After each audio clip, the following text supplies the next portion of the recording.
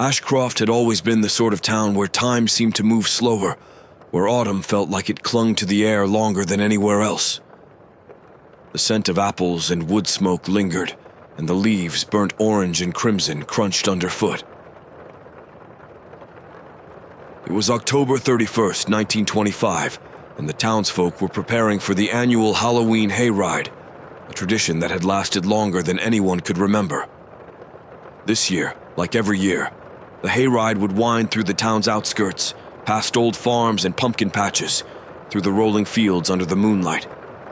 Families would bundle up in scarves and woolen hats, children laughing with excitement, while adults exchanged quiet gossip. There was something comforting in the ritual, the way the cold nipped at your skin, the smell of fresh hay, and the crackling fire at the end of the night when everyone would gather for ghost stories and cider. The town square buzzed with anticipation as the flatbed wagon, stacked high with fresh hay bales, rattled into place. Pulled by two sturdy draft horses, it creaked and groaned as if it knew the weight it would soon carry. Strings of paper lanterns swayed in the breeze, casting flickering light across the faces of those gathering around. Jack-o'-lanterns glowed from storefront windows, their grinning faces warped in the dancing shadows. Elsie Hargrave, a woman in her late 20s with sharp eyes and a habit of noticing things others missed, stood at the edge of the crowd. She had lived in Ashcroft her entire life, knew every corner of it, every rumor whispered in the quiet of night. The Hayride was an event she had always looked forward to, even as an adult. It was one of the few things that seemed to link the town together, a night where the real and the unreal blurred just enough to make you wonder. As the wagon filled with its passengers, Elsie felt a strange prickle of unease. She brushed it off, thinking it was the sharp bite of the October air. But something else was in the air tonight, something more than the usual pre-Halloween thrill. "Climb aboard, everyone," called Old Man Barnes, the Hayride's driver for the past 20 years. His voice was rough like gravel, a relic of a lifetime spent smoking cigars and telling tall tales. He sat perched at the front, holding the reins in his calloused hands. His eyes, though dim with age, still twinkled with the mischief of a man who loved to spin a good yarn. "Tonight, we've got a special route. Thought we'd take you on a bit of an adventure." A murmur of excitement passed through the crowd. A new route? That was unexpected. The Hayride had always followed the same path, past the old Haverley farm, circling the orchard and looping back to town. "Where are we going?" asked young Timothy, his voice piping up from the back of the wagon. Old Man Barnes grinned, showing a crooked set of yellowed teeth. "Oh, we'll see, lad. We'll see. Just a little detour tonight. The woods have their own stories, you know." Elsie frowned. She knew the woods he was referring to, an old, nearly forgotten patch of dense forest at the town's edge. No one went there anymore. The older folk used to speak of it in hushed tones, claiming it was haunted, cursed by spirits long wronged. But those stories were fading, reduced to little more than whispers around bonfires. No one truly believed them anymore. Still, she couldn't shake the creeping feeling that curled at the back of her mind. As the last of the passengers climbed aboard, Old Man Barnes gave a sharp whistle, and the horses began to move, their heavy hooves clopping against the cobblestone streets. The wagon creaked and swayed as it rumbled forward, the crowd's chatter growing softer as they left the town square behind. The laughter of children and the hum of conversation filled the air as they passed the familiar landmarks: the old church, the blacksmith shop, the row of stately homes that lined Ashcroft's main road. But as the wagon veered off the usual path, taking a narrow, winding road that led toward the woods, the chatter began to quiet. The moon, once bright and full overhead, seemed to sink behind a gathering veil of clouds. Elsie wrapped her shawl tighter around her shoulders, eyes scanning the darkening horizon. The road ahead stretched into shadow, where the trees loomed like skeletal hands reaching for the stars. The hayride had begun, but something told her this year's ride would not end as it had in the past. Something, or someone, was waiting in the dark ahead. The wagon rattled down the narrow dirt road, the sound of the horses' hooves growing muffled as the trees closed in.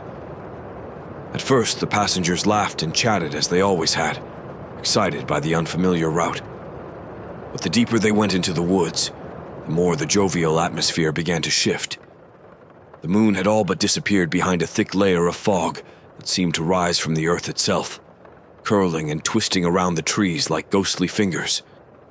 The lanterns swayed as the wagon lurched, their flickering light casting eerie shadows on the passengers' faces. Conversation slowed to murmurs, then silence. Elsie sat near the back of the wagon, her gaze fixed on the road ahead. It was barely visible now, the rutted path swallowed by the mist. The further they went, the more the forest seemed to press in on them, the trees gnarled and twisted, their branches entwining overhead like a cage. Old Man Barnes didn't seem concerned, his eyes forward, hands steady on the reins. But there was something different about him tonight. Usually, he would be regaling the group with one of his stories, tales of haunted barns or witches in the woods. But tonight he was silent. His face, set in the dim light of the lantern, looked older, more haggard, as if the shadows had etched themselves into his skin. "Are we supposed to be going this way?" A voice piped up from the front. It was Mrs. Avery, one of the town's elder women, her bonnet pulled low over her gray curls. She peered over the side of the wagon, squinting into the fog. Barnes didn't answer immediately. He gave the reins a sharp flick instead, urging the horses onward. "No need to worry, Mrs. Avery," he said finally, though his voice lacked its usual warmth. "Just a little detour, like I said. We'll be back to town soon enough." But Elsie wasn't so sure. She leaned closer to the edge of the wagon, her breath fogging the crisp night air. The woods felt different here, darker. The trees seemed older, their trunks gnarled and thick, like they had been growing in this place for centuries. A shiver crawled down her spine and she wrapped her arms tighter around herself. She'd grown up in Ashcroft, knew every inch of the town and the surrounding countryside. But this path, this part of the woods, she had never seen it before. The wagon creaked and groaned as it veered onto an even narrower trail, the wheels crunching over fallen branches and brittle leaves. The mist thickened, swirling in strange patterns along the ground. Shadows flickered at the corners of her vision, but when she looked directly at them, there was nothing there, just the dense tangle of trees and the shifting fog. "Are we lost?" Timothy's small voice broke the tension, his wide eyes darting between the passengers and the trees. His hands gripped the edge of the wagon tightly, knuckles white. Old Man Barnes glanced over his shoulder, his eyes gleaming in the low light. "No, boy," he said with a wry smile. "Not lost. Just taking a road most folks forget about." His words didn't offer the comfort he intended. If anything, they only deepened the unease that had settled over the group. The road was too narrow now, too choked with roots and overgrowth, as if it hadn't been traveled in years, perhaps decades. The wagon lurched suddenly, one of the wheels catching on a thick root, and Mrs. Avery let out a sharp yelp as she was jostled from her seat. "We should turn back," Elsie found herself saying, her voice louder than she intended. Several heads turned toward her, but she didn't flinch. "This doesn't feel right. It's too dark out here in these woods. Something's off."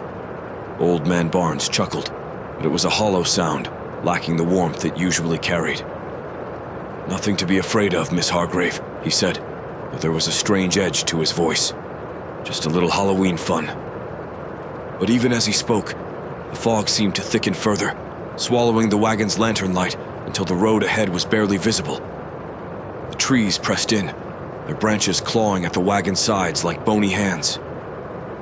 And then, just as suddenly, the road beneath them disappeared. The wagon jolted violently as it rolled over something unseen, the horses whinnying in protest. The passengers were thrown from side to side, gripping the hay bales for stability. "Barnes!" someone shouted. "What's happening?" But the old man said nothing. He just stared ahead, his eyes wide and unblinking, as if he saw something in the distance that no one else could. The path they had been following was gone. The road had shifted, leading them deeper into the heart of the forest, to a place where no one in Ashcroft had ventured in living memory. And now, there was no turning back. The silence that followed was suffocating. The only sound came from the labored breathing of the horses, their breath visible in the cold air as they pawed nervously at the ground. The path ahead was gone, swallowed by the oppressive darkness and the swirling fog. The wagon had stopped at the edge of something vast, something that seemed to stretch endlessly into the shadows of the forest. Elsie felt the weight of it, the sensation that they had crossed an invisible threshold, leaving the familiar world of Ashcroft behind. A chill crawled up her spine, and she scanned the faces of the other passengers. They all wore the same expression of growing dread, eyes darting nervously into the woods as if expecting something to emerge. "We need to turn back," Mrs. Avery whispered, her voice trembling. She clutched her shawl tightly around her frail shoulders. "Barnes, turn this wagon around. I don't like this." But Old Man Barnes didn't move. He sat rigid in his seat, staring ahead with a strange intensity. His hands clenched the reins so tightly that his knuckles had gone white.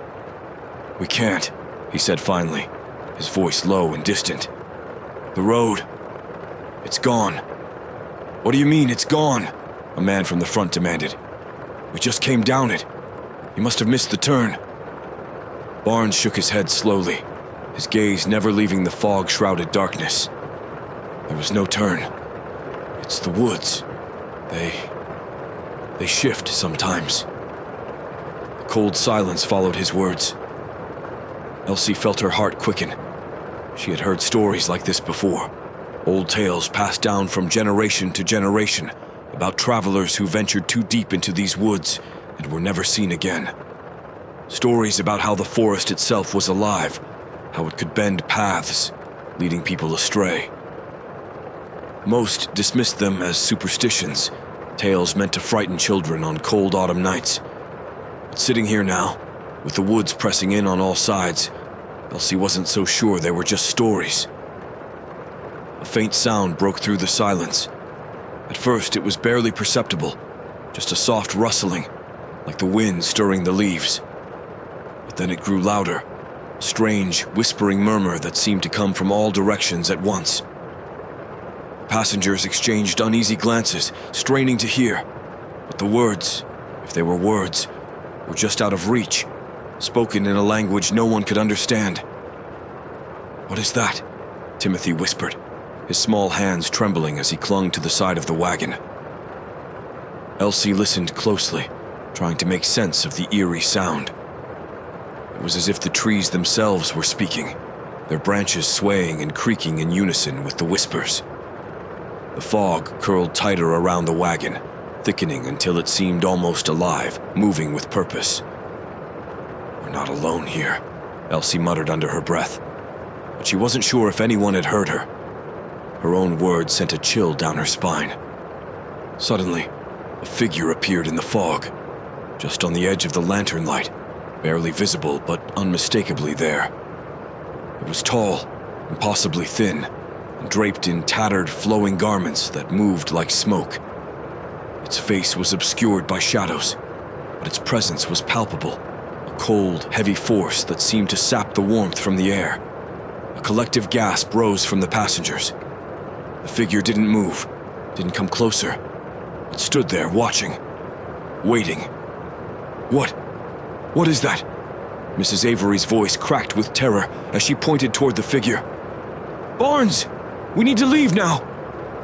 Barnes, his face pale and stricken, flicked the reins, urging the horses forward.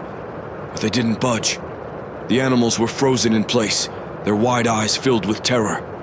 They snorted and shook their heads, refusing to move an inch closer to whatever stood in the fog. More whispers rose from the woods, closer now, circling the wagon. Elsie's heart raced as she scanned the tree line, catching glimpses of movement, more figures slipping in and out of the mist. Some looked human, or had once been, but others were grotesque, their forms twisted and unnatural, as if shaped by some ancient force. "They're coming," a man whispered from the front of the wagon, his voice trembling with fear. Elsie's pulse pounded in her ears. She could feel it too, the weight of their gaze, the hunger in their eyes. These were no ordinary spirits. There was something darker about them, something angry. "They're waiting for something," Elsie said, her voice low and urgent. "Or someone." Old Man Barnes, still frozen in his seat, muttered under his breath, his eyes glazed with the distant terror. "They're the ones who died here. They were wronged, forgotten. They want justice." A cold realization settled over the group, chilling them to the bone. The dead had been waiting, lurking in the forgotten corners of the forest. And now, they had been drawn to the living by the sins of the past. Elsie's breath hitched as the whispers grew louder, closing in around them. She didn't know how, but she could feel it deep in her bones. The dead were coming for their due. The air around the wagon grew colder still, thick with the weight of unseen eyes. The whispers became more urgent, rising and falling like the wind, but sharper, carrying the edge of something long forgotten. Elsie stared into the dark, her heart pounding, as more figures emerged from the fog. They seemed to form out of the mist itself, slowly, deliberately, until the clearing around the wagon was dotted with their spectral shapes. These were not the spirits of loved ones or mournful ghosts lingering on the edges of life. These were the restless dead, their eyes empty and hollow, their faces twisted in pain and fury. They moved slowly, their ragged clothes drifting as though caught in a breeze no one else could feel. Some were mere shadows, indistinct figures that barely held form, while others were painfully clear, bodies ravaged by violence, skin pale and taut over bones broken and misshapen. The passengers on the hayride were frozen in terror, their breaths shallow as they clung to each other or gripped the hay bales beneath them. Mrs. Avery crossed herself, mumbling prayers under her breath, while Timothy huddled against his mother, his small body trembling. They're everywhere," the man at the front of the wagon stammered, his voice barely audible over the rising sound of the spirits' voices. Elsie felt it too, the oppressive presence pressing in from all sides. The spirits didn't move closer, not yet, but they surrounded the group in a loose circle, like predators closing in on their prey. Their eyes, if they had eyes, seemed fixed on the passengers. They weren't just observing, they were judging. One of the spirits drifted forward, moving with an unnatural grace through the mist. Its face was gaunt, skin pulled tight over sharp cheekbones, and its eyes, black, bottomless voids, locked onto Elsie. It opened its mouth, and though its lips didn't move, the whisper that followed seemed to come from everywhere at once. "Justice." The word hung in the air, cold and sharp, like the snap of brittle bone. It was not a request. It was a demand. Elsie swallowed hard, her mouth dry, and forced herself to meet the spirit's gaze. "What do you want from us?" she asked, her voice trembling despite her best efforts to sound strong. She had heard the old stories, the legends of spirits who sought retribution for wrongs committed in life. But why now? Why them? The spirit tilted its head, emotion slow and deliberate, as if weighing her question. The others around it stirred, shifting in the fog, their whispers growing louder, more insistent. More voices joined in, overlapping in a chorus of chilling accusations. Betrayed. Forgotten. Buried in lies. Elsie's mind raced. These spirits were angry. That much was clear. They had been wronged in some way. But how? And why had they chosen this moment, this night, to rise from their graves and demand justice?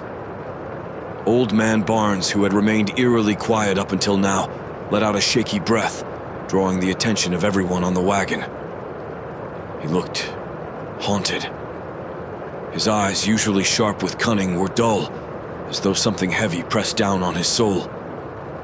They were never given peace, he muttered, almost to himself. The old families. They never wanted anyone to know. Know what? Elsie asked, dread settling in her chest. The whispers of the dead seemed to swell in response, their accusations growing sharper, more tangible. Barnes shook his head, his voice breaking. This land, it wasn't always ours. The founders of Ashcroft, they took it, They killed to keep it. These woods, this forest, they're soaked in blood. The truth hit like a cold slap to the face. The stories that the older generations had buried, the rumors that had faded over time. They weren't just tales of ghostly vengeance. They were real. This land was a graveyard, and these spirits were the victims, wronged by the people who had founded Ashcroft and covered their sins with layers of lies. The founding families, Barnes whispered, his eyes hollow as they scanned the faces of the passengers. Some of you, you're their descendants. A murmur rippled through the group, the weight of his words settling over them like a shroud. The restless dead weren't after just anyone. They wanted the bloodlines of those responsible for their suffering. Elsie's heart raced. She wasn't sure of her own family's history, not enough to know if they were tied to Ashcroft's dark past. But it didn't seem to matter. They had all been brought here into these woods for a reason. They want vengeance, Elsie said, her voice barely more than a whisper. For what was done to them? Barnes nodded grimly. We were never supposed to be out here, but they brought us in, those we've wronged. The figures in the fog pressed closer now, their forms growing more distinct, their faces contorted with rage and suffering. Justice was coming, and the dead would not leave until they had taken their due. The truth hung heavy in the air, pressing down on the group like a suffocating weight. The whispers of the dead, the revelation of Ashcroft's hidden past. Everything began to slot into place with a horrible clarity. The passengers sat rigid, their breaths shallow, their wide eyes fixed on Old Man Barnes. Who exactly are these spirits? Mrs. Avery asked, her voice barely above a trembling whisper. Her frail hands gripped the hay bale beneath her, as if the solid weight could anchor her to the world of the living. And what do they want with us? Barnes turned toward her slowly, his face pale in the ghostly light. They were the ones who lived here before Ashcroft was founded, before this land became ours. His voice cracked under the weight of his words, heavy with guilt. The founders. They took the land by force, wiped out entire families, buried their bodies deep in these woods so no one would ever know. The dead never left. They've been waiting for generations. A horrified silence followed his confession, the truth settling over the group like a shroud. The passengers exchanged uneasy glances, fear flickering in their eyes as they began to understand. They're here for their blood, Barnes muttered, and they're here for ours. Elsie's breath caught in her throat. She had heard rumors, stories whispered by the older folk, but no one ever spoke of such violence, such betrayal. The sins of the town's founders had long been buried, their crimes erased by time and silence. And now those sins had come back, seeking payment from the living. The old families, Elsie said, her voice steady despite the chill of fear creeping into her bones. They've all but disappeared over the years, haven't they? Accidents, illnesses, disappearances. Barnes nodded, his eyes hollow. One by one, the families who built this town have been claimed by these woods. They've been thinning the bloodlines. But tonight, he paused, glancing around at the faces of those in the wagon, as if seeing them for the first time. We were led here for a reason. Mrs. Avery's breath hitched as the realization settled in. You mean, we're the ones left? Elsie swallowed hard, her mind racing. Could her family's history be tied to this? Her ancestors had lived in Ashcroft for generations. She had never questioned the origins of their land, the wealth they'd accumulated so quickly in the early days. The unease that had been gnawing at her since they entered the woods now bloomed into full-blown terror. They know who we are, Elsie whispered, her eyes scanning the fog for the ghostly figures lurking just beyond the light. And they've brought us here to pay for what was done. A sudden rustling in the trees snapped everyone's attention to the woods. More figures began to materialize, stepping out from the mist, their forms clearer now. Some were dressed in tattered colonial clothing, their faces twisted with pain and anger, while others bore the wounds of violence, their bodies broken and bent as though the moment of their death had trapped them in a state of eternal agony. The dead closed in, their eyes glowing faintly in the darkness. "They're here for justice," Barnes said, his voice shaking. "And they won't stop until they get it." Timothy's mother, her voice taut with fear, clutched her son close. "What can we do? We didn't do anything wrong. How can we pay for the sins of people who died long before we were born?" "The dead don't care about time," Elsie replied, her eyes fixed on the approaching spirits. "They only care about what was taken from them." The ghosts moved closer, their whispers growing louder. Elsie could hear fragments of their stories, bits of their suffering carried on the wind. Families slaughtered in the dead of night, children buried in shallow graves, lives stolen for the sake of power and greed. Each whisper was like a knife to the heart, each accusation more terrible than the last.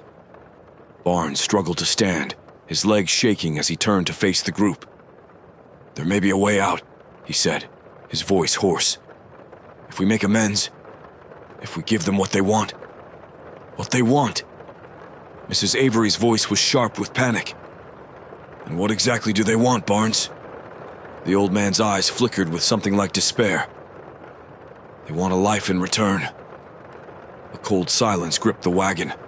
The meaning of his words was clear. They had been brought here to pay for the sins of the past. The only way out was to offer one of their own as a sacrifice. Elsie's heart pounded in her chest. Could it really come to this? Was there no other way to escape the wrath of the dead? Her mind raced, searching for another solution. The cold, inexorable truth settled like ice in her veins. "They're not going to let us go," Barnes said, his voice barely a whisper. "Unless someone pays the price." The group looked at one another, fear and desperation flickering in their eyes. No one wanted to be the one to offer themselves up. No one wanted to be the one to die. But the dead were waiting, and their hunger for justice was growing stronger with each passing moment. The cold breath of the dead hung thick in the air, tightening its grip on the living. The passengers of the Hayride sat frozen in fear, their eyes wide as the ghosts crept closer, their whispers building to an unbearable crescendo. The fog twisted and writhed around them, forming a circle that locked them in place, an invisible barrier separating them from the world they knew. There was no escape, only the dead and their demand for justice. Elsie's mind raced. They had been brought here to pay for the sins of their ancestors, those who had stolen this land, betrayed the spirits that now surrounded them. Old Man Barnes's chilling words echoed in her mind. They want a life in return, one life in exchange for the rest. The weight of that choice pressed down on the group, heavy, and there was no escape. Only the dead and their demand for justice. Elsie's mind raced. They had been brought here to pay for the sins of their ancestors, those who had stolen this land, betrayed the spirits that now surrounded them. Old Man Barnes's chilling words echoed in her mind. They want a life in return, one life in exchange for the rest. The weight of that choice pressed down on the group, heavy and suffocating. "They're closing in," Mrs. Avery whimpered, her eyes darting between the spectral figures. We can't just sit here and wait for them to take us." "They want blood," Timothy's mother said, her voice shaking as she held her son close. "But whose?" Elsie stood slowly, feeling every eye in the group turn toward her. She could see it in their faces: fear, confusion, desperation, but also something darker. In the face of death, self-preservation kicked in, and it wouldn't be long before someone made the choice for them. "We can't sacrifice one of our own," Elsie said firmly, though her heart pounded in her chest. "If we start turning on each other, we've already lost." "But if we don't," Mrs. Avery whispered, her voice trailing off as she glanced at the advancing spirits. The dead were so close now that Elsie could see the hollowed-out sockets of their eyes, the grim expressions frozen on their tortured faces. They weren't going to wait much longer. "Look!" Timothy's small voice cut through the tension, pointing toward one of the spirits moving closer to the wagon. It was a woman, her form more solid than the others, her tattered dress flowing in the mist. Her eyes, once black, empty holes, had locked onto Old Man Barnes. Elsie's heart skipped a beat. The woman's expression wasn't just rage, it was recognition. She stopped just feet from the wagon, her hollow gaze piercing through Barnes as though she could see straight into his soul. "It's you," Barnes breathed, his voice barely above a whisper. His face went ashen as the truth dawned on him. "You were one of them. The ones they buried." The woman's face twisted into a mask of fury, her mouth opening in a silent scream. The other spirits echoed her rage, their whispers now a deafening chorus of accusations. Barnes crumpled in his seat, his hands shaking as the memories he had buried for so long clawed their way to the surface. "She was part of the family that owned this land," Barnes said, his voice cracking under the weight of his guilt. "The Hargraves, my great-grandfather. He led the raids, ordered the killings. He thought no one would ever find out. I thought it would all stay buried with him." Elsie's blood ran cold. Hargrave, that was her name. Her family's name. The weight of it hit her like a blow. She had known nothing of this, but it didn't matter. The bloodline was hers, and the sins of the past were carved into her history, whether she liked it or not. The dead had come for retribution, and they had been waiting for her. Barnes's eyes met hers, and for a moment, there was something like relief in them.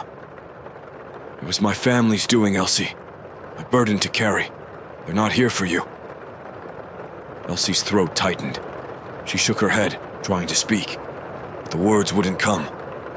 The spirits were moving closer, their eyes locked on Barnes, their whispers rising in a haunting, mournful cry. The dead wanted him, and he knew it. Barnes stood shakily, his old bones creaking as he pulled himself up from the seat. He faced the spirits, his voice trembling but resolute. "You've waited long enough," he said, his hands trembling as he stepped forward toward the edge of the wagon. "I'll pay the price. I'll give you what you want." The moment Barnes stepped down from the wagon, the fog seemed to pulse, swirling violently around him as the spirits closed in. The dead moved as one, their faces no longer twisted in rage, but in a solemn, sorrowful acceptance. Barnes stood tall, though fear flickered in his eyes as the cold fingers of the past reached for him. Elsie wanted to cry out, to stop him, but she knew it was too late. The dead had waited for this moment for generations. As the spirits surrounded him, Barnes let out a sharp breath, his body shuddering as the mist enveloped him. The last thing Elsie saw was his face, no longer filled with guilt, but with something like peace, as the fog swallowed him whole. The whispers of the dead fell silent. The mist, once thick and choking, began to thin. The figures of the dead grew fainter, their forms dissipating like smoke in the breeze. One by one, the spirits faded into the fog,